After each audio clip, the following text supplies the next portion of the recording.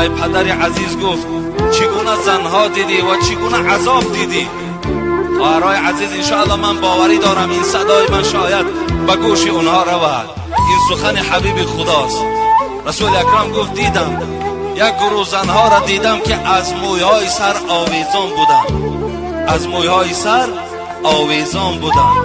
دویم گروهی را دیدم که از زبانها آویزان بود، در حلق اونها چرک و زقوم همون دوزخ ریخته میشد.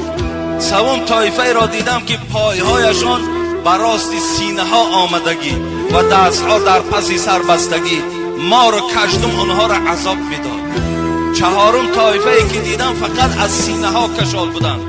پنجم طایفه دیدم سرها سری خوک بود، بدنها بدنی خر بود. لیکن هفتم طایفه که دیدم همگی زنها مثل سگ بودند.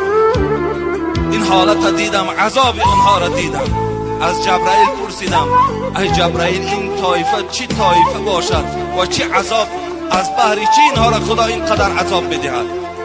حبیب خدا را جبرائیل چی گفتن؟ اینها میبینی که از مویهای سر کشالند، اینها دخترهای هستند که در دنیا نام مسلمانی داشتن رای که روی مال نداشتن. اینها سرهای لوچ بودند. از مویهای زیبای اینها تا جایی که شوهرها راحت کنند مردهای بیگانه راحت میکردند.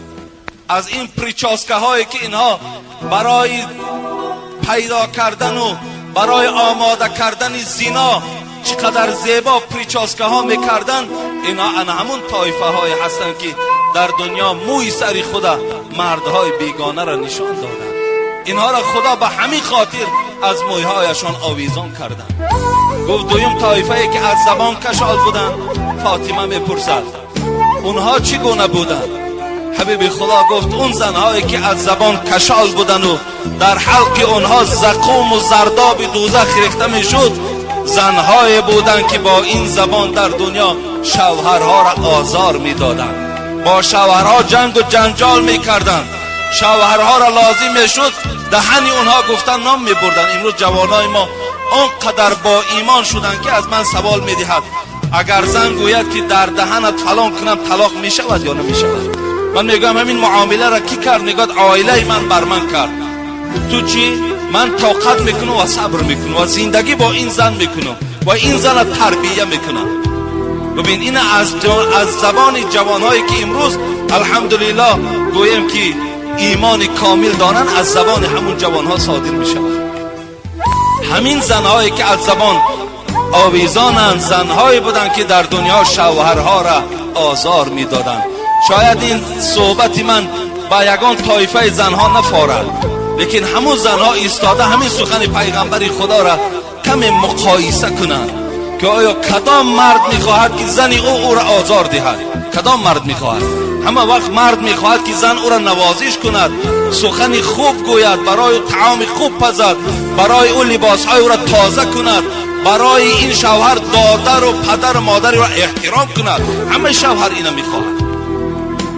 دویم طایفه ای که آویزان بودن از زبانها زنهایی بودن که چی بود است؟ شوهرها را با این زبان آزار میدادند. فاطمه میگوید پرسیدم ای حبیب خدا زنهایی که تنها از سینه ها کشال بودند اونها چه عذاب داشتند؟ گفت اونها از چشم شوهر در خلوتی زنا میکردند، شوهرها را که دور میدیدند در حال زنا را برپا میکردند، با مردهای دیگر رفت آمد میکردند. از این خاطر این زنها را خداوند از سینه هاشون آویزان کردند. حبیب خدا را پرسید اون زنهایی که سرها سری خوک و بدنها بدنهای خر شدگی اینها چگونه زن بودند؟ گفت اینها در دنیا به شوهرها سخن دروغ میگفتند،